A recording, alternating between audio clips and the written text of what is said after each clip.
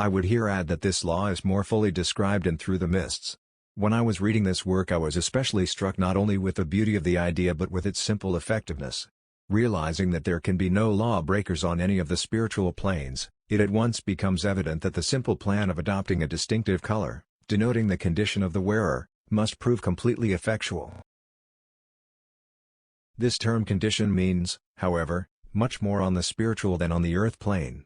With us it would simply denote a man's place in society, the nature and extent of his worldly possessions, his trade or profession, his social, financial and political influence, and perhaps to what extent he might be exploited by professional donation and subscription hunters in aid of the particular institution in which they might, for the time being, be interested.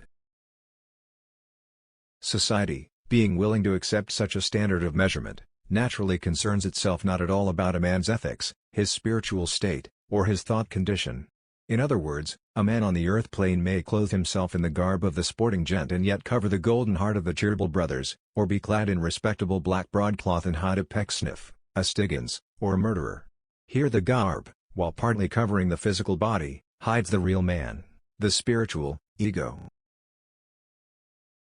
On the spiritual plane it is clear, from much evidential testimony, that such an irresponsible, orderless state would be impossible, because it would be opposed to that ever-present law of rhythmic harmony which is an essential principle of God's mighty universe. The garb there hides not the man, but rather reveals his ego. The thinking principle of the spirit entity stands declared by the robe's color, and the concealment of secret thoughts thus becomes impossible. Such a condition must automatically render the operation of the law that like attracts like a certainty, and must, moreover, make its application universal. Since nothing can remain concealed under such a law, it is obvious that the impure could not mate with the pure, nor the elemental with the transcendental, and thus God,